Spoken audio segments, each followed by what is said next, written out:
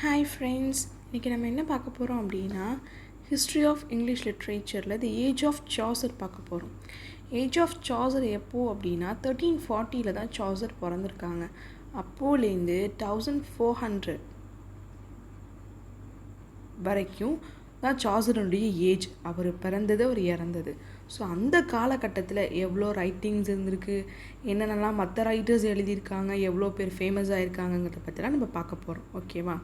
So the age of சாசரோட century என்ன அப்படின்னா 14th century. ஓகேவா? நம்ம சேனலை ஃபாலோ பண்ணுறவங்க எல்லாருக்குமே தெரியும்.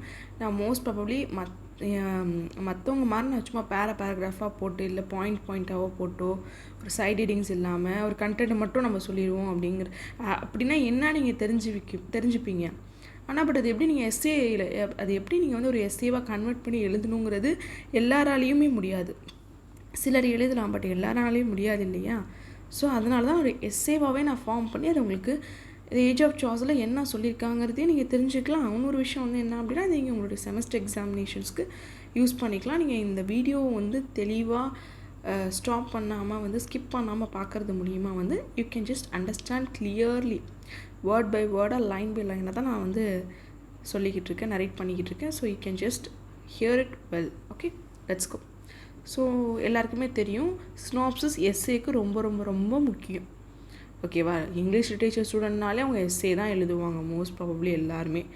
நம்மளுக்கு அதிகமாக ஸ்கோர் பண்ணி கொடுக்குற ஒரு மார்க் பார்ட் அப்படின்னா வந்து என்ன அப்படின்னா எஸ்ஏ தான், 10 மார்க் அதுக்கு. ஸோ அதுக்கு வந்து நம்ம சினாப்சிஸ் இது தான். நம்ம சினாப்சிஸ் இல்லாமல் எந்த ஒரு எஸ்ஏயுமே நீங்கள் எழுதவே கூடாது. ஓகேவா? சினாப்சிஸ் வந்து கம்பல்சரி எஸ்ஏக்கு. ஸோ நம்ம போகலாம் இப்போது. Let's go. Introduction. Chaucer has been called as the father of English poetry. Father of English போயட்ரின்னு சொல்லிட்டு சாசரை வந்து கால் பண்ணுறாங்க. சாசரை தான் வந்து மார்க் பண்ணி சொல்கிறாங்க குறிப்பிட்டு. ஓகேவா? அவரை வந்து வேறு என்னவோ சொல்கிறாங்கன்னா அந்த மார்னிங் ஸ்டார் ஆஃப் ரினைசன்ஸ். அதாவது ரினைசன்ஸ் காலகட்டத்தில் மார்னிங் ஸ்டார்னால் எப்படி இருக்கும்?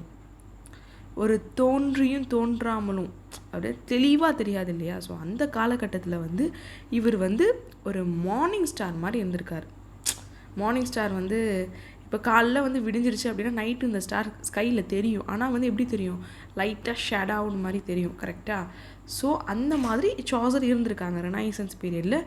ஸ்டார்டிங் டைமில் இவங்க இருந்திருக்காங்க அப்படின்னு சொல்லி சொல்கிறாங்க. ஓகேவா? His spirit reflected the medieval spirit as well as the Italian Renaissance. அதாவது இவரோட ஸ்பிரிட் அப்படின்னா வந்து இவர் எழுதின ரைட்டிங்ஸாக இருக்கட்டும், இல்லை இவருடைய ஸ்டைலாக இருக்கட்டும், இதெல்லாம் எங்கே வந்து ரிஃப்ளெக்ட் ஆகுதான், எங்கே பிரதிபலிக்குதுன்னா மெடிவல் பீரியடில் வந்து அது பிரதிபலிக்கிறது. அது மட்டும் இல்லாமல் இட்டாலியன் நாட்டில் நடந்த ரெனைசன்ஸ்லேயும் அது வந்து பிரதிபலிக்குது அப்படின்னு சொல்லி சொல்கிறாங்க. Which was made first influence in England in the age of Chaucer. அதாவது அவருடைய ஸ்பிரிட்டு தான் வந்து ஃபஸ்ட்டு வந்து இங்கிலாந்துடைய இன்ஃப்ளூயன்ஸாக இருந்திருக்கு. ஏஜ் ஆஃப் சாசர் அந்த பீரியட், அந்த காலகட்டத்தில் வந்து அவருடைய ஸ்பிரிட், அதாவது ரைட்டிங்ஸ் தான் ரொம்ப வந்து பிரதிபலிச்சிருக்கு அப்படின்னு சொல்லி சொல்கிறாங்க. Despite the lapse of 5 centuries. அதாவது டிஸ்பைட் த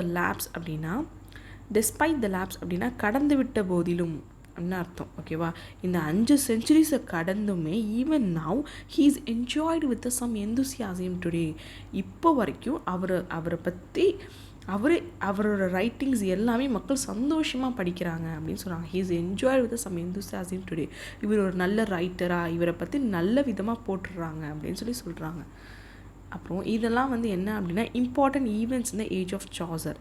எட்வர்ட் III ரீஜியன் வந்து, அதாவது எட்வர்ட் III ரீஜியன் அப்படின்னா வந்து தேர்ட்னா அது வந்து இதில் போட்டுக்கோங்க, இதில் நம்ம 3rd ஸ்டாண்டர்ட்னு போடுவோம் இல்லையா சைனு, அந்த மாதிரி போட்டுக்கோங்க. 3ன்னு போடக்கூடாது. ஓகேவா? ரோமன் நியூமரல்ஸில் போட்டுக்கோங்க. ஓகே. எட்வர்ட் III ரீஜியன்னா வந்து எட்வர்ட் IIIங்கிற ஒரு அரசர் ஆண்ட காலகட்டம் வந்து என்ன அப்படின்னா 1327 1377 வரைக்கும் ஆண்டிருக்காங்க. வில்லியம் லாங்லேண்ட் பாண்ட் அப்படின்னா வந்து வில்லியம் லாங்லேண்ட் யார் அப்படின்னா ஒரு ரைட்டர். 1332 வந்து அவர் பிறந்திருக்காரு. அதாவது முக்கியமான இதெல்லாம் வந்து ஒரு இம்பார்ட்டண்டான ஒரு ஈவெண்ட்ஸ் ஏஜ் ஆஃப் சாசரில். அதனால சொல்கிறேன். 1332 beginning of the 100-year war with France வந்து எப்போ ஸ்டார்ட் ஆயிருக்குன்னா 1338 ஸ்டார்ட் ஆயிருக்கு. அடுத்து சாசர் பாண்ட் வந்து 1340, பேட்டில் ஆஃப் கிரைசி வந்து 1346, த பிளாக் டெத், அதாவது இந்த எலி கடிச்சு கூட இறந்து போவாங்க இல்லையா, ஸோ அந்த டெத் எப்போ ஸ்டார்ட் ஆகிருக்கு, எப்போ முடிஞ்சிருக்கு, அந்த பேண்டமிக் இப்போ கொரோனா மாதிரி அந்த காலகட்டத்தில் 1348 to 1349, பேட்டில் ஆஃப் பாய்டியர்ஸ் வந்து 1356, அதுக்கப்புறமேல் எட்வர்ட் 3 ரீஜன் முடிஞ்சிருச்சா 1377ஓட, அதுக்கப்புறம் ரிச்சார்ட் 2 ரீஜன் வருது, அடுத்த அரசராக வந்து ரிச்சார்ட் வராரு. 1377 வந்து 1399 வரைக்கும் அவர் வராது. அப்புறம் விக்லிஃப் வந்து பைபிளை வந்து டிரான்ஸ்லேட் பண்ணது வந்து 1380, வாட் டைலர்ஸ் ரீபெல்லியன் வந்து 1381, ஹென்ரிஸ் ஃபார் ஆசன்ஸ் த்ரோன், அதாவது 1399 வரைக்கும் ரிச்சார்ட் 2 ஆட்சி காலம் முடிஞ்சிருச்சு. அடுத்து ஹென்ரி 4 வந்து அரசாட்சிக்கு வராரு 1399. டெத் ஆஃப் லேங்லேண்ட்னா வில்லியம் லேங்லேண்ட் பிறந்தார்ல, செகண்டாக பார்த்தோம் இல்லையா, அவர் இறந்ததும் 1400 அது வருடத்தில் தான். டெத் ஆஃப் சாசர் இறந்ததும் 1400 தான். ஓகேவா, இப்போ ஜெஃப்ரி சாசரோட லைஃப்பை பற்றி பார்க்கலாம். Chaucer was born in 1340 in London. ஓகேவா, யுனைடெட் கிங்டம், லண்டனில் 1340 பிறந்திருக்காங்க. John Chaucer and Agnes Copton are Chaucer parents. சாசருடைய பெற்றோர்கள் யார் யார் அப்படின்னா John Chaucer and Agnes Copton. Philippa Roet was a Chaucer's spouse. Philippa Roet வந்து சாசருடைய மனைவி.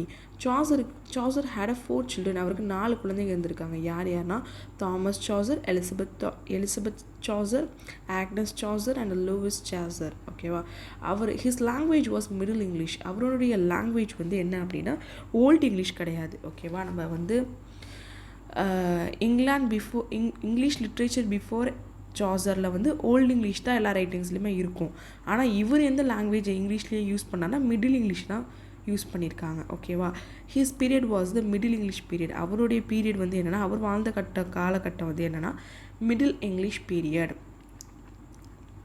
ஹிஸ் ஆக்குபேஷன் வாஸ் அவர் பார்த்த வேலைகள், அவர் செஞ்ச வேலைகள்லாம் என்னென்னா ஆத்தர், போய்ட், ஃபிலாசபராக இருந்திருக்காங்க.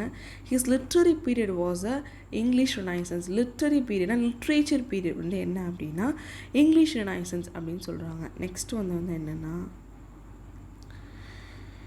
ஹிஸ் ஜானர்ஸ் வேர்னா எந்த தீமில் அவர் எழுதுவார் அப்படின்னா எந்தெந்த மாதிரிலாம் அவர் எழுதுவார். அவருடைய ஜானர்ஸ்னால் அவர் ரைட்டிங்லாம் எப்படி இருக்கும் அப்படின்னா ஷார்ட் ஸ்டோரியாக எழுதுவார், epic poems, lyric poems and strange ties இருக்கிற மாதிரி எழுதுவாராம். இவரோட ஜானர்லாம் அப்படி தான் இருக்கும் அப்படின்னு சொல்கிறாங்க. His notable works was the Canterbury Tales தான் அவரோட நோட்டபிளான ஒர்க். அதுக்கப்புறம் Chaucer was the greatest literary figure of the age. அவர் தான் வந்து அந்த வாழ்ந்த காலகட்டத்திலே வந்து அந்த காலகட்டத்தில் இவர் வாழ்ந்தப்போ இவர் தான் கிரேட்டஸ்ட் லிட்ரரி ஃபிகராக இருந்திருக்காரு. when he was born his father John Chaucer was a winter. அதாவது இவர் பிறந்தப்ப இவருடைய தகப்பனார் வந்து ஜான் சாசர் வந்து என்னவா இருந்திருக்காரு அப்படின்னா வின்டர்னா என்னென்னா இந்த ஒயின்லாம் இருக்குல்ல அதெல்லாம் வந்து வணிகம் பண்ணுறவங்க, விற்கிறவங்க, மெர்ச்சண்ட்டாக வைன் மெர்ச்சன்ட்னு சொல்லுவாங்க. ஓகேவா, ஸோ அதை வந்து ஒரு நாட்டிலேருந்து இன்னொரு நாட்டுக்கு விற்கிறது, ஒரு இடத்துலேருந்து இன்னொரு இடத்துக்கு போய் விற்கிறது, அதை அவங்கள தான் அந்த வின்டர்ம்பாங்க. அப்போ ஜான் சாசருடைய அப்பா வந்து என்ன வேலை பார்த்துருக்காங்க அப்படின்னா இந்த வேலையை தான் பார்த்துருக்காங்க. ஓகேவா, அப்புறம் when he was 16 சாசர் 16 வயசாக இருக்கிறப்ப he became a page to a wife of Lionel Duke of Clarence. அதாவது கிளாரன்ஸ் நாட்டுடைய அரசருடைய மனைவி தான் வந்து கிளாரன்ஸ் நாட்டினுடைய அரசர் வந்து லியோனல். அவருடைய மனைவி பக்கமாக இருந்தார். இவர் ஒரு எப்படி சொல்கிறது, லெஃப்ட் ஹேண்ட் மாதிரி, ஒரு ரைட் ஹேண்ட் மாதிரி இருந்தார். பேஜ்னா அவர் பக்கமாக அவர் இருந்திருக்கார். யார் சாசர் வந்து அவங்களுக்கு சப்போர்ட்டிவாக இருந்திருக்கார். ஒய்ஃப் ஆஃப் லியோனலுக்கு வந்து சப்போர்ட்டிவாக இருந்திருக்காரு. Next he went to a France with the king's army. He was captured and ransomed by a king. அதாவது அவர் வந்து என்னன்னா கிங்கோட ஆர்மியோட ஃப்ரான்ஸ் நாட்டுக்கு போயிருக்கார் ஏதோ ஒரு கேப்சர் பண்ணுறதுக்கு. அப்போ வந்து என்ன ஆயிடுச்சுன்னா இவரை சிறை பிடிச்சிட்டாங்க. He was captured. யாருன்னா சாசரை வந்து பிடிச்சதுனால என்ன ஆயிடுச்சு அப்படின்னா அரசர் வந்து என்னென்னா அவருடைய காசை கொடுத்தோ இல்லை அவருடைய இன்ஃப்ளூயன்ஸை யூஸ் பண்ணியோ அவரை மீட்கிறாங்க. ரான்சம்னா மீட்கிறதுன்னு அர்த்தம். ஓகேவா, நெக்ஸ்ட் வந்து என்ன அப்படின்னா when he was returned to England, அதாவது இந்த மாதிரி கிங்கோ ஆர்மியோட, அதாவது கிங்கோ காவலர் படையோடு போயிட்டு இந்த மாதிரி அங்கே இவர் பிடிப்பட்டு அப்புறம் வந்து அரசரால் மீட்கப்பட்டு திருப்பி இங்கிலாண்டுக்கே வந்துடுறாரு. ஃப்ரான்ஸ்லேருந்து இங்கிலாண்டுக்கு வந்துடுறாரு. he became an esquire of king's bedchamber அப்படின்னு சொல்கிறாங்க. அப்படின்னா வந்து என்ன அப்படின்னா கிங்ஸ் bedchamber அப்படின்னா படுக்கை அறையின் சதுரம் அப்படின்னு அர்த்தம். அதாவது என்னென்னா கிங்குக்கு ரொம்ப பிடிச்சமானவங்க, இவங்க என்ன சொன்னாலும் கிங் கேட்பாங்கன்னு சில பேர் இருப்பாங்க இல்லையா. அதை வச்சு நிறைய பேர் என்ன பண்ணுவாங்க, அவங்கள விலைக்கு வாங்கி நீங்கள் இந்த விஷயத்த சொல்லி கிங்கிட்ட எப்படியாவது செய்ய வச்சுருங்க அப்படின்னு சொல்லுவாங்கல்ல. கிங் வந்து ஒருத்தவங்களை கண்மூடி தனமாக நம்புவாங்க இல்லையா. அவர் தான் வந்து யார், சாசராக இருந்திருக்காரு. He was a successful diplomat. டிப்ளமேட்னா வந்து என்னென்னா an official representative to a country abroad. அதாவது இந்த கண்ட்ரியை பற்றி வந்து அப்ராடில் போய் ஒரு அஃபீஷியலாக ரெப்ரசன்ட் பண்ணுறது, எங்கள் கண்ட்ரியில் இவ்வளோ வளங்கள் இருக்குது அப்படின்னு சொல்லிட்டு இருக்கிறது. அது பேர் தூய தமிழ் என்ன சொல்லுவாங்க அப்படின்னா ராஜதந்திரி அப்படின்னு சொல்லுவாங்க. ராஜதந்திரினா வெளிநாட்டுக்கெலாம் போயிட்டு நம்ம நாட்டை பற்றி என்ன ஏற்றுமதி பண்ணலாம்,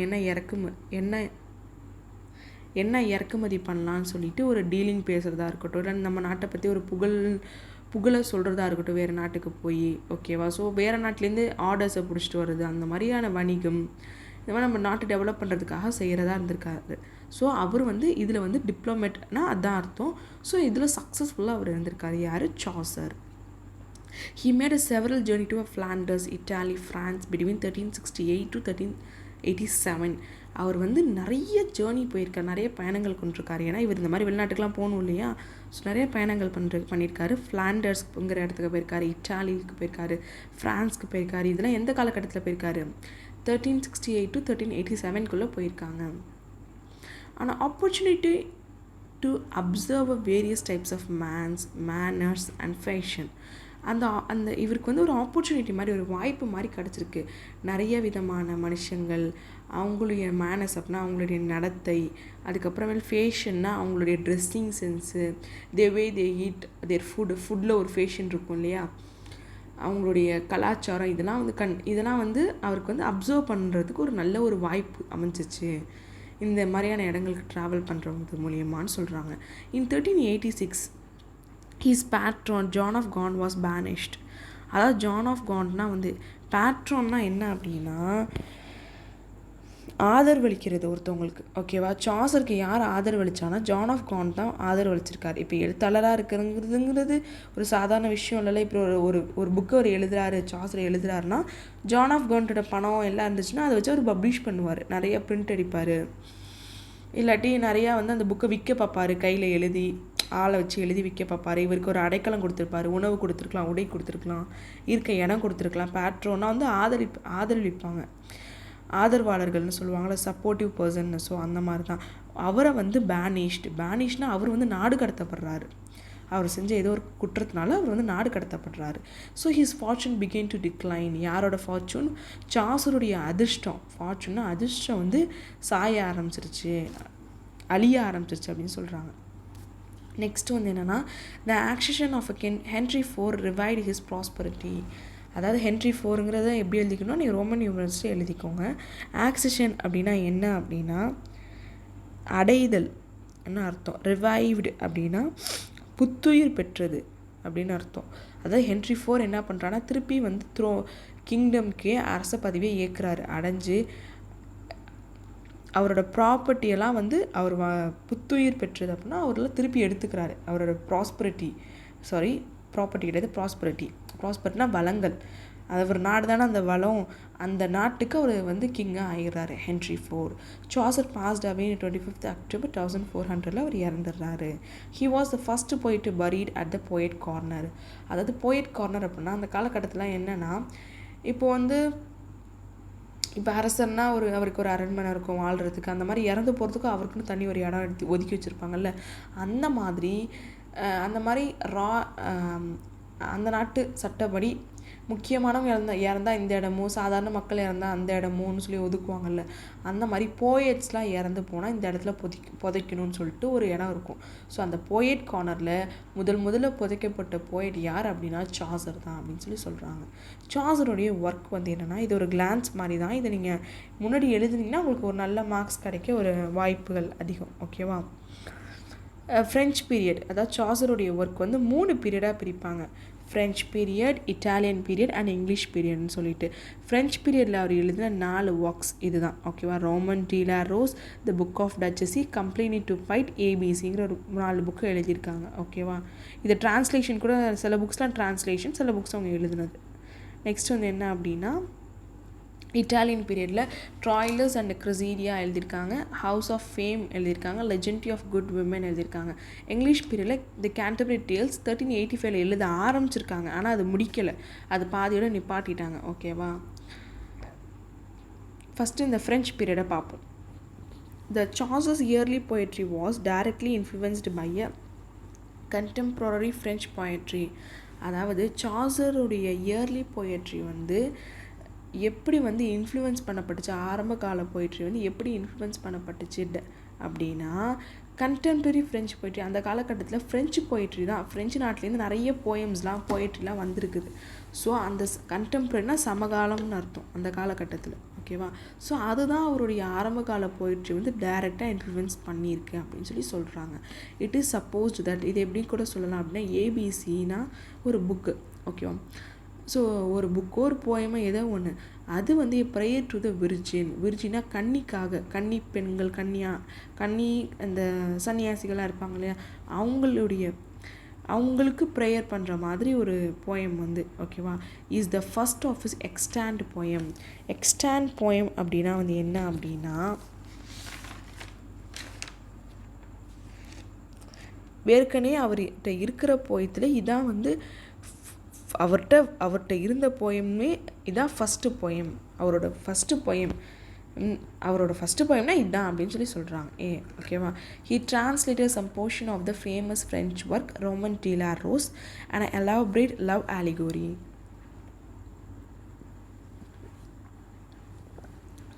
அதாவது அவர் வந்து டிரான்ஸ்லேட்டும் பண்ணியிருக்காரு சில ஃப்ரெஞ்ச் ஒர்க்கு, ஃபேமஸ் ஃப்ரெஞ்ச் ஒர்க்கெலாம் வந்து சில போர்ஷன்ஸை மட்டும், அதில் இருக்கிற சில போர்ஷன்னா சில பார்ட்ஸை மட்டும் வந்து டிரான்ஸ்லேட் பண்ணியிருக்காரு. என்ன ரோமன் டி லா ரோஸுங்கிற ஒரு ஃப்ரெஞ்ச் ஒர்க்கில் சில போர்ஷனை அவங்க டிரான்ஸ்லேட் பண்ணியிருக்காங்க. ரோமன் டி லா ரோஸ் வந்து எதை பற்றி உள்ள போயம் அப்படின்னா வந்து, ஆனால் எலாபரேட் லவ் ஆலிகரி, எலாபரேட்டாக காதலை பற்றி சொல்லியிருப்பாங்க. ஆலிகரி அப்படின்னா வந்து என்ன அப்படின்னா,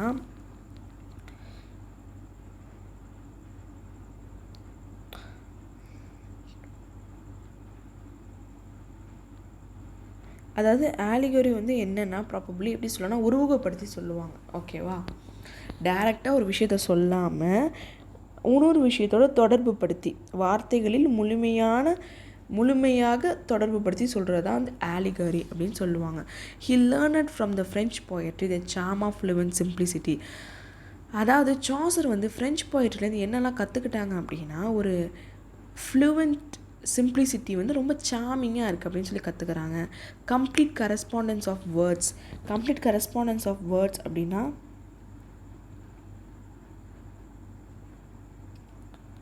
அதான் அந்த மாதிரி தான். அதாவது என்னென்னா வார்த்தைகளின் முழுமையான தொடர்பு. அதாவது ஆலிகோரி அப்படின்னா வந்து உருவகம், ஒரு விஷயத்தை பற்றி நம்ம இப்போ சொல்ல போகிறோம் அப்படின்னா இது இன்டைரக்டாக உருவகப்படுத்தி சொல்கிறது. இப்போ வந்து நீ உன்னோட சிரிப்பு வந்து நிலா எப்படி பளிச்சுன்னு இருக்கோ அந்த மாதிரி இருக்குது அப்படின்னு சொல்கிறது. அப்படின்னா இப்போ நம்ம எப்படி இன்டைரக்டாக சொல்கிறோம்ல, அந்த மாதிரி பளிச்சுன்னு இருக்குது, உன்னுடைய சிரிப்பு நிலா போல் இருக்குது அப்படின்னா அது எப்படி நிலா எப்படி இருக்கும், வெண்மையாக அழகாக இருக்கும்ல, அந்த மாதிரி உருவகப்படுத்தி சொல்கிறது தான் வந்து ஆலிகரி அப்படின்னு சொல்லுவாங்க. Correspondence of words and complete correspondence of words and thoughts வந்து என்ன சொல்கிறாங்க அப்படின்னா, வார்த்தைகள் வந்து முழுமையாக வந்து கடித தொடர்போடு இருக்குது. அவர் வந்து எதை பற்றி டிரான்ஸ்லேட் பண்ணுறாரோ, எந்த புக்கை பற்றி படிக்கிறாரோ அது எல்லாமே ஒரு தொடர்பாக ஒரு கண்டினியூட்டியாக இருக்குது. அந்த வார்த்தைகளாக இருக்கட்டும், அந்த எண்ணங்களாக இருக்கட்டும், திடீர்னு எண்ணெல்லாம் மாறாமல் அந்த மாதிரி இருக்குது அப்படின்னு சொல்கிறாங்க. கான்ஸ்டன்ட் ரெஸ்ட்ரைன்னா வந்து என்ன அப்படின்னா நிலையான கட்டுப்பாடுன்னு அர்த்தம். ஓகேவா. நெக்ஸ்ட்டு வந்து இந்த எக்ஸ்பிரஷன் ஆஃப் எமோஷன் சட்டையர், நிலையாக இருக்கும், எந்த விஷயமாக இருந்தாலும் கட்டுப்பாடோடு நிலையாக எழுதியிருப்பாங்க. ஒரு எமோஷனாக இருக்கட்டும், இல்லை சட்டையர்னா கிண்டல்னு அர்த்தம், கிண்டல்கள் நயாண்டிகள் அப்படின்னு சொல்லுவாங்கள்ல. ஸோ இந்த மாதிரிலாம் வந்து எழுதுகிறப்போ ஒரு கான்ஸ்டண்ட்டாக இருக்கும், ஒரு நிலையாக இருக்கும் அப்படின்னு சொல்லி சொல்கிறாங்க. ஓகேவா. இதெல்லாம் அவர் கற்றுக்கிறாரு ஃப்ரெஞ்ச் போயட்ரிலேருந்து, இதெல்லாம் அவர் லேர்ன் பண்ணிக்கிறாருன்னு சொல்கிறாங்க. நெக்ஸ்ட்டு வந்து Chaucer wrote in 1369 the book of Duchessy on the death of Blanche, John of Gaunt's wife. அதாவது சாசர் வந்து ஒரு புக்கு எழுதுறாரு 1369. அந்த புக்கு பேர் தான் The Book of Duchessy. ஓகேவா. இது இந்த புக்கில் எதை பற்றி எழுதியிருக்காரு அப்படின்னா, ஆன் த டெத் ஆஃப் பிளான்ச்சி. பிளான்ச்சின்னா யார்னா ஜான் ஆஃப் காண்டோடைய ஒய்ஃப் தான் வந்து பிளான்ச்சி. அவங்களுடைய இறப்பை பற்றி அதை எழுதியிருக்காரு. ஆல்ரெடி இந்த போயமில் வந்து அதாவது எந்த போயமில், இந்த புக் ஆஃப் டச்சஸில் சாசர் என்ன சொல்கிறாரு அப்படின்னா, Chaucer shows the truth of a life. வாழ்க்கையின் உண்மையை பற்றி அவர் சொல்கிறாரு. இம்பேஷண்ட் ஆஃப் ஆர்டிஃபிஷியாலிட்டி, எல்லாமே செயற்கையாக இருக்குது, அதை என்னால் பொறுத்துக்கவே முடியலன்னு சொல்கிறாரு. Which are to become two of his most striking future. அப்படின்னா என்னென்னா, இது ரெண்டுமே, அதாவது வாழ்க்கையோட உண்மையை பற்றி சொல்கிறது, செயற்கையை வந்து என்னால் தாங்கிக்கவே முடியல செயற்கையான விஷயங்கள்லாம் நடக்கிறப்ப அப்படின்னு சொல்கிறது, இந்த ரெண்டு விஷயமே வந்து சாசரோட ஒரு குறிப்பிடத்தக்க ஃபியூச்சர்ஸாக மாறிடுச்சு அப்படின்னு யார் சொல்கிறேன்னா ஹேடோ சொல்கிறாங்க. அடிஷ்னல் போயம் வேறு என்னென்ன போயம் எழுதியிருக்காங்கன்னா, completely to bite a graceful love poem, ஒரு அழகான ஒரு காதல் கவிதை. ஏபிசினா a prayer to the virgin, ஏற்கனவே நம்ம பார்த்தோம். இது வந்து டிரான்ஸ்லேட் தான் அவர் பண்ணியிருக்காரு, இது அவர் எழுதலை. ஓகேவா? So from the French of Cistercian monk, ஒரு ஃப்ரெஞ்ச் ஆஃப் சிஸ்டோரியன் மாங்க்ட உள்ளதான் இந்த விர்ஜினை பற்றின போயம், இந்த ஏபிசிங்கிற போயம். ஸோ அதை வந்து டிரான்ஸ்லேட் பண்ணியிருக்காங்க. Some of what Chaucer calls a பேலட்னா வந்து ஷார்ட் சாங்ஸ் தான். ஓகேவா? ஒரு த்ரீ ஸ்டான்ஸாக அந்த மாதிரி தான் இருக்கும். ஆனால் ரவுண்டல்ஸ்னால் அதே 3 ஸ்டான்ஸாக தான் இருக்கும். அதை திருப்பி ஸ்டார்டிங் வேர்ட் மட்டும் வேறு மாதிரி இருக்கும். திருப்பி அதே பற்றியே பாடுவாங்க. ஓகேவா? வயர்லேஸ் அப்படின்னா வந்து என்னென்னா, அந்த சாங் எப்படின்னா ஒரு மாதிரி லாங்காக போகும். ஓகேவா? அது வந்து எப்படின்னா ரொம்ப லாங்காக அந்த சாங் போகும், அதுக்கு ஒரு எண்டிங்கே இல்லாத மாதிரின்னு வச்சுக்கோங்களேன். ஸோ அதை தான் வயர்லேஸ் அப்படின்னு சொல்லுவாங்க. The later were imitation of the prevailing French love ditties. அதாவது அதுக்கப்புறம்லாம் என்ன ஆயிடுச்சு அப்படின்னா, ஒரே இமிட்டேஷன் தான் வர ஆரம்பிச்சிருச்சு. ஒரு புக்கை பார்த்து அந்த புக்கை பற்றி எழுதுறது, இமிட்டேட் பண்ணி எழுதுறது, அது மாதிரியே எழுதாமல் அந்த புக்கில் என்ன சொல்லியிருக்காங்கன்னு ஒரு பழிச்சு காமிக்கிற மாதிரி எழுத ஆரம்பிச்சிட்டாங்க. அதுதான் ப்ரிவைலிங் அப்படின்னா நிலவுவது அப்படின்னு அர்த்தம், நிலவும் அப்படின்னு அர்த்தம். ஃப்ரெஞ்ச் லவ் டைட்டீஸ், ஃப்ரெஞ்ச் லவ், அதாவது ஃப்ரெஞ்ச் கண்ட்ரியில் எப்படி லவ்லாம் இருக்குங்கிறத பற்றி இமிட்டேட் பண்ணி எழுத ஆரம்பிச்சிட்டாங்க. அதான் நடந்திருக்கு அப்படின்னு சொல்கிறாங்க. அடுத்தது இட்டாலியன் பீரியட் வந்து எப்போனா த செகண்ட் பீரியட். ஓகேவா? 1372 to 1384. சாசர் ரீடு, அவர் என்னெல்லாம் படிக்கிறார் அப்படின்னா, இந்த பீரியடில் டான்டீஸோட, அதாவது க்ரீன் கலரில் நான் மார்க் பண்ணியிருக்கிறது எல்லாமே ரைட்டரோட நேம், ரெட் கலர் எல்லாமே வந்து ஆத்தரை பற்றின க்ரீன் கலர்லாம் வந்து ரைட்டரோட பேர், ரெட் கலர்லாம் அந்த புக்கோட பேர். ஓகேவா? டிவைன் காமெடியாவாக இருக்கட்டும், இல்லை பெட்ராச்சோட சானட்டாக இருக்கட்டும், அண்டு பொக்காக்ஷியோ டி கேமரான், இதெல்லாம் அவர் படிச்சிருக்காரு. உங்களுடைய புக்கை படிச்சிருக்காரு. So in Italy he saw the dawn of Renaissance. இட்டாலியில் சாசர் வந்து ரெனைசன்ஸினுடைய ஆரம்பத்தை, விடிவை பார்த்துட்டாரு. விடிய காலம்பாங்களே, அதான் டான், விடியலை பார்த்துட்டாரு. Which to some extent influence is poetry. அதனால தான் வந்து அவரோட எல்லா எக்ஸ்டென்ட்னா ஏற்கனவே அவர்கிட்ட இருக்கிற போயட்ரியில் எல்லாத்துலேயுமே வந்து ஒரு இன்ஃப்ளூயன்ஸ் இருக்கும், ரெனைசன்ஸோட ஒரு இன்ஃப்ளூயன்ஸ் இருக்கும் அப்படின்னு சொல்கிறாங்க. ஏன்னா இங்கிலாந்துக்கு வர்றதுக்கு முன்னாடி இட்டாலியில் வந்ததுனால இந்த ஒரு இன்ஃப்ளூயன்ஸ் இங்கே தாக்கப்பட்டிருக்கு அப்படின்னு சொல்கிறாங்க. ஓகேவா? The chief work of the second period is, chief work வந்து முக்கியமான ஒர்க்கு செகண்ட் பீரியடில் எது அப்படின்னா ட்ராய்லஸ் அண்ட் கிரிசீரியா. அந்த போயம் வந்து 8000 லைன்ஸ் இருக்குமா, a poem of 8000 lines. அந்த immediate source of a Chaucer's poem is, அதாவது சில நேரங்களில் வந்து சாசருடைய போயத்துக்கு உடனே சோர்ஸ் அப்படின்னா ஒரு தேடுதல் மாதிரி, இதுதான் காரணம் இந்த போயம் எழுதுறதுக்குன்னு சொல்லுவோம்ல, அந்த மாதிரி எதுவாக இருந்திருக்குன்னா பொக்காக்ஷியோட ஃபிலிஸ்ட்ராட்டோ த லவ் ஸ்பிட்டன் ஒன், ஒருத்தனுடைய காதலை பற்றி வர்ணித்து அதில் சொல்லியிருப்பாங்க. ஓகேவா? அது வந்து அவருக்கு ஒரு இமீடியட் சோர்ஸாக இருந்திருக்கு, எழுதுறதுக்கு ஒரு ஹெல்ப்ஃபுல்லாக இருந்திருக்கு, கைடு மாதிரி அப்படின்னு சொல்கிறாங்க. But Chaucer uses his material very freely. அவரோட மெட்டீரியல் ரொம்ப ஃப்ரீயாக யூஸ் பண்ணார். அவரோட வேர்ட்ஸாக இருக்கட்டும் எல்லாத்தையும் ரொம்ப ஃப்ரீயாக யூஸ் பண்ணார், எந்த ஒரு ரெஸ்ட்ரிக்ஷன்ஸுமே இல்லாமல். To reflect the ideals of his age. ஏன்னா அதை படிக்கிறப்ப வந்து மக்களுக்கு தெரியணும், ரிஃப்ளெக்ட் பண்ணணும், அந்த காலகட்டத்தில் நடந்த ஐடியல்ஸ்லாம், அந்த விஷயங்கள்லாம் வந்து ரிஃப்ளெக்ட் ஆகணும். அண்ட் சொசைட்டியில் என்ன நடந்திருக்குது தெரியணும். So gives to the whole story traumatic force. அதுக்கப்புறம் அந்த ஹோல் ஸ்டோரியுமே ஒரு ட்ராமேட்டிக் ஃபோர்ஸும் ஒரு பியூட்டியும் இருக்குது. Which it had never known before. இந்த மாதிரிலாம் ரைட்டிங்ஸ் முன்னாடிலாம் வந்ததே கிடையாதுங்கிற மாதிரி எழுதியிருக்காரு. ஓகேவா? நெக்ஸ்ட் வந்து என்ன அப்படின்னா, the house of a fame. Is one of the Chaucer's unfinished poems. அதாவது ஹவுஸ் ஆஃப் ஃபேம்ங்கிற ஒரு போயத்தை எழுதியிருக்காரு சாசர். அந்த போயம் வந்து அன்ஃபினிஷ் பண்ணியிருக்காரு. அன்ஃபினிஷ்னா முடிக்காமலே விட்டுட்டார் பாதியோடன்னு அர்த்தம். ஓகேவா? It has a rare combination of a lofty thought, simple, homely language, showing the influence of the great Italian master. அதாவது அது ஒரு ரேர் காம்பினேஷன். இந்த ஹவுஸ் ஆஃப் ஃபேமில் என்னெல்லாம் இருக்குன்னா, லாஃப்டி தாட் இருக்குமா. லாஃப்டி தாட்னா வந்து என்ன அப்படின்னா,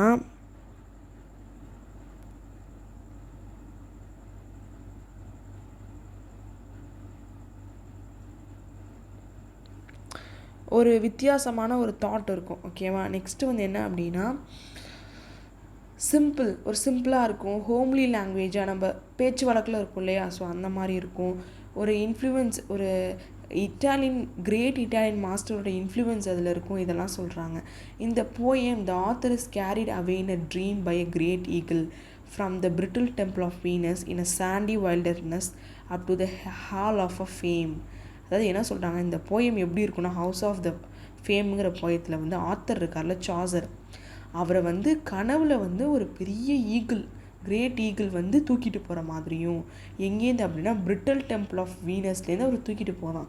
ஏன்னா சாண்டி வைல்டர்னஸ் அப்படின்னா ஒரு புயல் காற்றுல, மணல் காற்றுன்னு சொல்லுவாங்கள்ல, up to the hall of a fame, ஒரு ஹால் ஆஃப் அ ஃபேம்ங்கிற ஒரு இடத்துக்கு அதை கூட்டிகிட்டு போகுது அப்படின்னு சொல்கிறாங்க. பறந்து இவரை கூட்டிகிட்டு போகுதுன்னு சொல்கிறாங்க. இதுதான் இந்த ஹவுஸ் ஆஃப் ஃபேமில் உள்ள விஷயம். The third great poem of the period is the legend of the good women. அதாவது தேர்ட் கிரேட் போயம்னா எதை சொல்லுவாங்க அப்படின்னா, legendary of a good women தான் சொல்லுவாங்க அந்த பீரியடில் இருந்து தேர்ட் கிரேட் போயம்னு. ஏன் அப்படின்னா, it is probable that Chaucer intend to make this his masterpiece devoting many years of stories of a famous woman who were true to love. அதாவது it probably Chaucer வந்து என்ன பண்ணியிருக்காரு அப்படின்னா, இது வந்து அவரோட மாஸ்டர் பீஸாக மேக் பண்ணணும், எழுதணும்னு ஆசைப்பட்டிருக்காரு.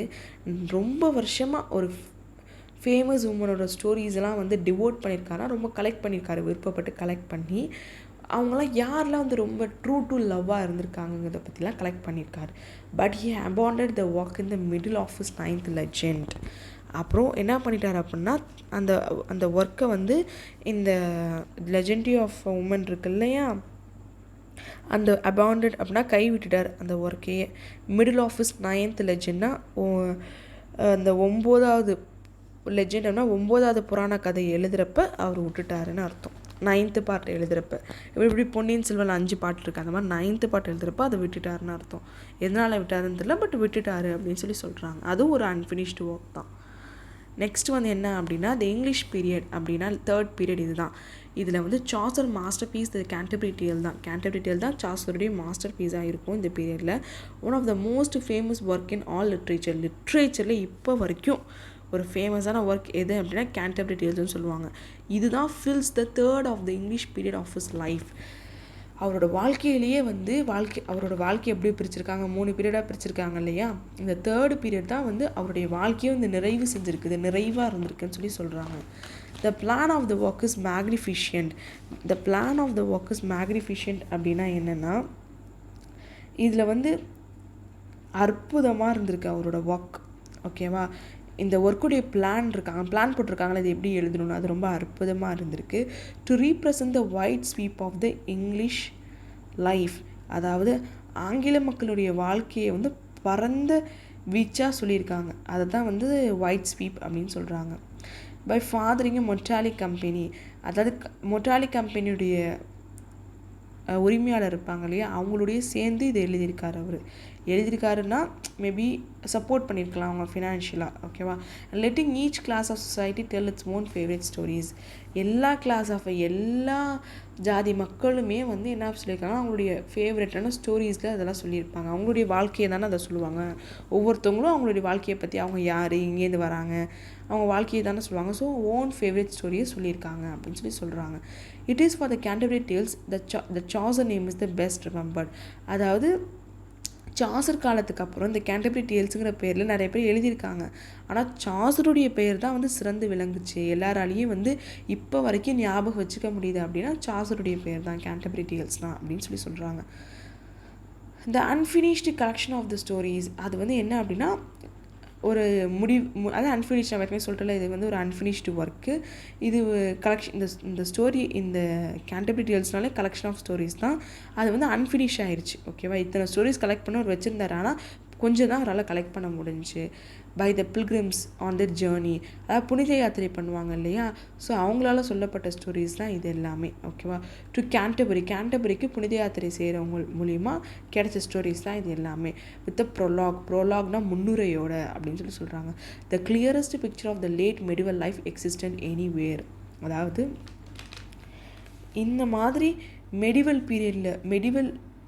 பீரியடில் மக்கள் வாழ்ந்ததை ஒரு கிளியரஸ்ட் பிக்சர் மாதிரி இந்த போயத்தில் எல்லோரும் சொல்லியிருப்பாங்க அப்படின்னு சொல்கிறாங்க. ஓகேவா, ஆமாம், எக்ஸிஸ்டன்ட் எனிவேர் அப்படின்னா இதுதான் அந்த காலகட்டத்தில் நடந்திருக்கு. எல்லா இடத்துலையும் இதான் இருந்திருக்குது, மெடிவல் லைஃப் இப்படி தான் இருந்திருக்கு அப்படிங்கிறத கிளியரஸ்ட் பிக்சர் மாதிரி அந்த போயத்தை படித்தாலே நம்மளுக்கு தெரியும் அப்படின்னு சொல்கிறாங்க.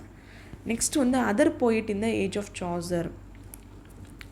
இப்போ இவர் ஒருத்தர் மட்டுமா எழுத்தாளராக இருந்திருப்பாங்க? கண்டிப்பாக கிடையாது. இப்போ நம்ம காலகட்டத்திலே ஒருத்தர் மட்டுமா இருக்காங்க? எவ்வளோ பேர் இருக்காங்க? அந்த மாதிரி தான் அவர் காலகட்டத்தில் சாசரை தவிர மற்ற பேர் நிறைய பேர் இருந்திருப்பாங்கள்ல, அவங்களாம் யாருன்னு பார்க்கலாம். சம் ஆஃப் த போயிட்ஸ் இந்த age of a Chaucer are John Gower, William Langland, John Barbour. இல்லை, ஜான் கோவர் வந்து Chaucer's chief rival in poetry was John Gower. அதாவது சாசருடைய ஒரு போட்டியாளர் மாதிரி இந்த ஜான் கோவருங்கிறவர் இந்த போயம் எழுதுறதுல ஜான் கோவருக்கும் சாசருக்கும் ஒரு போட்டி மாதிரி. ஓகே, போட்டியாளர், இவரோட போட்டியாளர்னு சொல்கிறாங்க. ஒரு எதிரி அப்படின்னு சொல்ல, போட்டியாளர் தான் சொல்கிறாங்க. ஓகேவா, த டூ போயிட்ஸ் வேறு கிரேட் ஃப்ரெண்ட்ஸ். அவங்க ரெண்டு பேருமே வந்து யார், சாசரும் ஜான் கோவரும் ரொம்ப கிரேட் ஃப்ரெண்ட்ஸ் அப்படின்னு சொல்கிறாங்க. Chaucer dedication of Troilus Criseyde to the moral Gower. அதாவது சாசர் வந்து என்ன பண்ணுறாருன்னா, அவர் எழுதியிருந்தால ட்ராய்லஸ் கிரசீடின்னு ஒரு போயம், அதை வந்து யாருக்கு டெடிகேட் பண்ணுறாரு அப்படின்னா மாரல் கோவர். அதாவது ஜான் கோவர்னா, மாரல் கோவர்னா ரொம்ப ஒழுக்கமானவர்னு அர்த்தம்.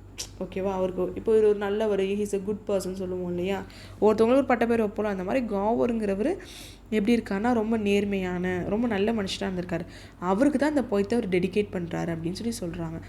இப்போ வந்து ஜான் கோவரோட ஃபேமஸான works, some of the famous work of John Gower are Speculum Meditantis, Vox Clamantis, Confessio Amantis. இது மூணுமே அவர் எழுதின ஒர்க் தான். யார் எழுதின ஒர்க்கு? ஜான் கோவருடைய ஒர்க்கு. நெக்ஸ்ட் வில்லியம் லாங்லேண்ட் அப்படின்னா, he was one of the greatest poets of the middle ages. Middle ஏஜஸில் உள்ள ஒன் ஆஃப் த கிரேட்டஸ்ட் போய்ட் இவர். வில்லியம் லாங்லேண்ட் வாஸ் அ போய்ட் ஆஃப் த பீப்புள் அப்படின்னு சொல்கிறாங்க.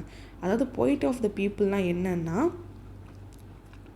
மக்களுடைய போயட், அதாவது மக்கள் மனசை புரிஞ்சு எழுதுவராக இருந்திருப்பார் இவர் அந்த காலகட்டத்தில், அதனால் அப்படி சொல்கிறாங்க. He was a satiric poet. அப்படின்னா சட்டாரிக் போயட் அப்படின்னா வந்து நையாண்டியான போயட் இவர். எப்படின்னா கிண்டலாக எழுதுறது, எல்லாத்தையுமே சிரிப்போட அந்த மாதிரி எழுதுறது, ஒரு மாதிரி நக்கலா, நையாண்டியா, சிரிப்பா, கேளிக்கையாக எழுதுறது.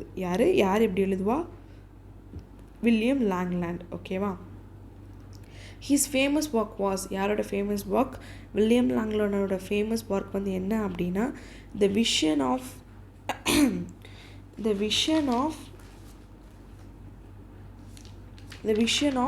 William concerning Piers the Plowman and enormous allegorical poem அப்படின்னு சொல்கிறாங்க. அதாவது இந்த போயம் இருக்கு இல்லையா, the vision of William concerning Piers the பிளவுமேன்ங்கிறது தான் அவர் எழுதின ஒர்க்கோட நேமு. இது எதை பற்றின எழுதியிருக்காங்க அப்படின்னா, இது ஒரு மிகப்பெரிய ஆலிகோரிக்கல் போயம்னா நான் ஏற்கனவே சொல்லியிருக்கேன், அது வந்து ஒரு தொடர் உருவகம் சார்ந்தது அப்படின்னு சொல்லிட்டு. எனாரமஸ்னால் மிகப்பெரிய, நிறைய லைன்ஸ் வச்சு எழுதியிருக்காரா இருக்கும். ஓகேவா, ஜான் பார்பர் அடுத்த ரைட்டர். ஓகேவா, John Barbour was the real father of Scottish போயட்ரியோட ரியல் ஃபாதர் தான் வந்து ஜான் பார்பர் அப்படின்னு சொல்லுவாங்க. இங்கேயேப்பா ஸ்காட்டிஷ் போயட்ரி திடீர்னு வருது அப்படின்னா, இப்போ யுனைடெட் கிங்டம்னு நம்ம ஃபஸ்ட்டு பேஜில் பார்த்தோம்ல, இப்போ எங்கே பார்த்தோம், இது சாசர் பிறந்ததில் பார்த்தோம்ல. யுனைடெட் கிங்டம்னா எந்தெந்த நாடை சொல்லுவாங்க அப்படின்னா, இங்கிலாந்து, ஸ்காட்லாண்ட், அயர்லாண்ட், இந்த 3 லேண்டுமே பக்கத்தில் இருக்கும். இப்போ எப்படி நம்மளுக்கு வந்து ஸ்ரீலங்கா இருக்குது, ஸோ அந்த மாதிரி இருக்கும். இது 3த்தையும் சேர்ந்து தான் யுனைடெட் கிங்டம் அப்படின்னு சொல்கிறாங்க. ஸோ அதனால தான் வந்து இவரோட ரைட்டிங்ஸ் அந்த காலகட்டத்தில் இங்கே வந்திருக்குது. யாரோடது? ஜான் பார்பர் வந்து ஸ்காட்டிஷ் பொயட்ரியோட ரியல் ஃபாதர். இவர் தான் வந்து ரியலான ஃபாதர் அப்படின்னு சொல்லி சொல்கிறாங்க ஸ்காட்டிஷ் பொயட்ரியில். இவங்களாம் வந்து இங்கிலாந்து பொயட்ரி, இவர் வந்து ஸ்காட்டிஷ் பொயட்ரி. யார்? ஜான் பார்பர் வந்து Scottish poet. He was archdeacon of Aberdeen. Archdeacon of ஆபர்டீன்னா ஆபர்டீங்கிற ஒரு இடத்துல ஆர்ச் டிக்கான்ங்கிற ஒரு சர்ச் இருப்போம்ல, அதாவது ஆர்ச் டிக்கான்ங்கிற பதவி பேர். ஆனால் காமனாக ஒரு சர்ச்சில் ஒரு தலைமையாக ஒரு பாப் மாதிரி ஹெட்டு மாதிரி இருப்பாங்க இல்லையா, அவங்களுக்கு கீழே இருக்கிற மிக முக்கியமான ஒரு பெரிய பொறுப்பில் உள்ளவங்க தான் ஆர்ச் டிக்கான் அப்படின்னு சொல்லி சொல்லுவாங்க. அதாவது என்னென்னா தலைமை குருவின் அடுத்த பெரிய அதிகாரின்னு சொல்லுவாங்க கரெக்டாக சொல்லணும்னா. ஹிஸ் லாங் போயம் வாஸ்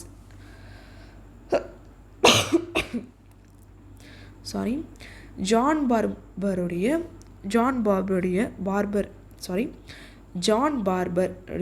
உடைய லாங் போயம் வந்து என்ன அப்படின்னா த ப்ரோஸ் தான் வந்து அவருடைய long poem. It is recorded of the great deeds of Robert Bruce. அதாவது இந்த ப்ரூஸுங்கிற போயத்தில் எதை ரெக்கார்ட் பண்ணி சொல்லியிருக்காங்கன்னா ரோபர்ட் ப்ரூஸுடைய டீட்ஸ்னால் செயல்கள், ரொம்ப ரொம்ப மிகப்பெரிய கிரேட்டான நல்ல செயல்களை பற்றி தான் அதில் சொல்லியிருக்காங்க அப்படின்னு சொல்கிறாங்க. Next the prose of Chaucer's age. Chaucer's ஏஜில் இருந்த ப்ரோசஸ்லாம் என்ன அப்படின்னு சொல்லி பார்க்கலாம். இவ்வளோ நேரம் நம்ம என்ன பார்த்தோம்? போயம் பற்றி தான் பார்த்தோம். யார் எழுதுனா, சாசர் வந்து என்ன சாசர் வந்து ஃப்ரெஞ்ச் பீரியடில் என்ன எழுதியிருக்காரு, இட்டாலியன் பீரியடில் என்ன எழுதியிருக்காரு, அடுத்து இங்கிலீஷ் பீரியடில் என்ன எழுதியிருக்காரு, அப்புறம் அவர் காலத்தில் வாழ்ந்த அதர் ரைட்டர்ஸ் யார், அவங்களாம் என்னென்ன எழுதியிருக்காங்க, அதெல்லாம் என்னன்னு பார்த்தோம். இப்போ என்ன பார்க்க போகிறோம் அப்படின்னா ப்ரோஸ் ஆஃப் சாசர்ஸ் ஏஜை பற்றி பார்க்க போகிறோம். சாசர் வந்து டிரான்ஸ்லேட் பண்ணுறாரு போய்த்தியஸ்ங்கிற ஒரு இதை, ஒரு புக்கையோ ஒரு போயமோ எதை வேணாலும் இருக்கலாம். Chaucer translated Boethius. இந்த போய்த்தியஸ்ங்கிற ஒரு ப்ரோஸ் வந்து அவர் டிரான்ஸ்லேட் பண்ணுறாரு இங்கிலீஷ்க்கு. Chaucer prose work is treatise on the astrolabe. Chaucer அது வந்து டிரான்ஸ்லேட் பண்ணுறாரு, இன்னொருத்தவங்க எழுதினதை இவர் வந்து மொழிபெயர்க்கிறாரு. ஆனால் இவரே எழுதினது எது? இவராக கைப்பட எழுதின ஒரு ப்ரோஸ் ஒர்க்னால் என்னென்னா ட்ரீட்டீஸ் ஆன் த ஆஸ்ட்ரோலேப்ங்கிற ஒரு ப்ரோஸ் ஒர்க் தான் அவர் எழுதியிருக்காரு. Wycliffe translated the Bible into English. Bible வந்து ஃபஸ்ட்டு எந்த மொழியில் இருந்திருக்கு? லாட்டின் மொழியில் இருந்திருக்கு. ஸோ அதை வந்து இங்கிலீஷ்க்கு மாற்றுறாங்க, டிரான்ஸ்லேட் பண்ணுவாங்க. என்னப்பா எப்போவுமே பைபிள் இங்கிலீஷில் தானே இருக்கும் அப்படின்னு நினைக்கக்கூடாது. நீங்கள் ஃபஸ்ட்டு லாட்டினில் தான் அது இருந்திருக்கு. ஓகேவா? நெக்ஸ்ட்டு வந்து என்ன அப்படின்னா The Travels of Sir John Mandeville is the first English prose classic. அதாவது பாரம்பரியமாக வந்த ஒரு ப்ரோஸ்னால் வந்து ரொம்ப ஃபேமஸான ப்ரோஸ்னால் இங்கிலீஷ்லேயே முதல்ல வந்தது எது அப்படின்னா the travels of sir John Mandeville. Sir John மேண்டிவில்ங்கிற ஒரு ஆத்தர், ஒரு ரைட்டர் ட்ராவல் பண்ணதை பற்றி அதில் எழுதியிருப்பார். அதுதான் ஃபஸ்ட்டு இங்கிலீஷ் ப்ரோஸ் கிளாசிக்னு ரெகனைஸ் கருதப்படுது. ஓகேவா?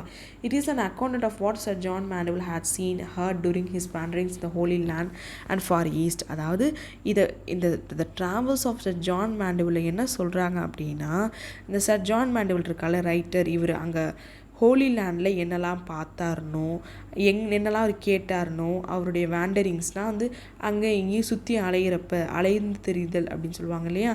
ஸோ அப்படி அலைஞ்சிக்கிட்டு இருக்கப்ப ஹோலி லேண்டில் என்னெல்லாம் அவர் பார்த்தாரு, என்னெல்லாம் கேட்டாருங்கிறத பற்றி எழுதியிருக்காரு. அதில் அவர் ட்ராவலை பற்றி எழுதியிருக்காரு. த ஃபார் ஈஸ்ட் சைடில், ஃபார் ஈஸ்ட்னால் ஒரு இடத்துலேருந்து இன்னொரு இடத்துக்கு போனால் டிஃப்ரெண்ட் திங்ஸ்லாம் இருக்கும் இல்லையா. ஸோ அதெல்லாம் அவர் எழுதியிருக்காரு. நெக்ஸ்ட்டு வந்து conclusion. As a consequence, the age of Chaucer is the first significant period in the literary history of England. அதாவது என்ன அப்படின்னா கான்சிக்வன்சஸ்னால் கன்க்ளூஷனாக என்ன சொல்ல வரேன் அப்படின்னா, இந்த ஏஜ் ஆஃப் சாசர் தான் ஃபஸ்ட்டு சிக்னிஃபிகண்ட் பீரியடாக இருந்திருக்குது ஹிஸ்ட்ரி ஆஃப் இங்கிலாண்ட்லேயே. அதாவது லிட்ரரி ஹிஸ்ட்ரி ஆஃப் இங்கிலாண்ட்லேயே, லிட்ரேச்சரில் ஹிஸ்ட்ரி, அதாவது இங்கிலாந்து நாட்டுடைய வரலாறுலேயே இந்த லிட்ரேச்சர்லேயே வந்து எந்த பீரியடும் சிக்னிஃபிகண்ட்டாக இம்பார்ட்டண்ட்டாக முக்கியத்துவமாக எடுத்திருக்காங்கன்னா முதல் முறையாக தி ஏஜ் ஆஃப் சாசரை தான் எடுத்திருக்காங்க. It marks the beginning of a new இயரா. அந்த ஏஜ் ஆஃப் சாசர் வந்து எதெல்லாம் மார்க் பண்ணுதுன்னா ஒரு நியூ இயரா, ஒரு புது காலகட்டம் வந்து தோன்றுது, ஒரு நியூ பிகினிங், அதாவது தோன்றுது, ஒரு நியூ பிகினிங் அண்ட் ஒரு நியூ லாங்குவேஜ் வருது. என்ன அப்படின்னா நம்ம ஓல்டு இங்கிலீஷ்க்கும் மிடில் இங்கிலீஷ்க்கும் நிறைய டிஃப்ரென்சஸ் இருக்கும். அதுதான் நியூ லாங்குவேஜ். இவருடைய லாங்குவேஜ் வந்து என்ன, சாசருடையது மிடில் இங்கிலீஷ் தானே நம்மளுக்கு, அதை தான் அப்படி சொல்கிறாங்க. நியூ லாங்குவேஜ் வந்துருக்குது நம்மளுக்கு. Now also Chaucer literature works were enjoyed with the same enthusiasm. இப்போ வரைக்குமே சாசருடைய ரைட்டிங்ஸ் எல்லாமே வந்து அதே புகழோடு அதே சந்தோஷத்தோட மக்களால் வந்து மக்கள் வந்து படிக்கிறாங்க, மக்கள் வந்து கொண்டாடுறாங்க அவரை அப்படின்னு சொல்கிறாங்க. அதுதான் ஒரு ப்ராவர்ப் மாதிரி சொல்லியிருக்கேன். என்ன அப்படின்னா, லைஃப் இஸ் ஸோ ஷார்ட். வாழ்க்கைங்கிறது சின்னது தான். த craft so long to learn. Craft அப்படின்னா எப்படி சொல்கிறது, ரைட்டிங்ஸ்லாம் இருக்குல்ல, எழுதுறதா இருக்கட்டும் இல்லை வரைகிறது, எது வேணாலும் கிராஃப்ட்னு நம்ம கற்றுக்கக்கூடிய விஷயங்கள் ரொம்ப நிறையா இருக்குது. ஸோ லாங் டு லேர்ன், நம்ம கற்றுக்க வேண்டிய விஷயங்கள் வந்து கிராஃப்ட்னால் வந்து லைக் இந்த லிட்ரேச்சர் ஒர்க்கு சொல்கிறாரு. ஓகேவா? லாங் டு லேர்ன் நிறையா இருக்குது நம்ம கற்றுக்க வேண்டியது. ஆனால் வாழ்க்கை சின்னது தான், அதில் நம்ம நிறையா இருக்குது கற்றுக்க வேண்டியது அப்படின்னு சொல்கிறாங்க. The life is so short, the craft so long to learn. இந்த மாதிரி நீங்கள் ப்ராவர்ப் எழுதி கண்டிப்பாக செமஸ்டர் எக்ஸாமினேஷனை ப்ரெசென்ட் பண்ணிங்கன்னா கண்டிப்பாக உங்களுக்கு நல்ல மார்க்ஸ் கிடைக்கும். ஏன்னா வந்து நம்மளுக்கு வந்து கன்க்ளூஷனை திருத்திட்டு தானே நம்மளுக்கு மார்க் போட போவாங்க. ஸோ உங்கள் மேலே ஒரு குட் இம்ப்ரெஷன் வரும், நல்ல அபிப்பிராயம் வரும். ஓகேவா? Thanks for watching my videos, friends. If you want more videos, please subscribe, like, share and comment it. Thank you.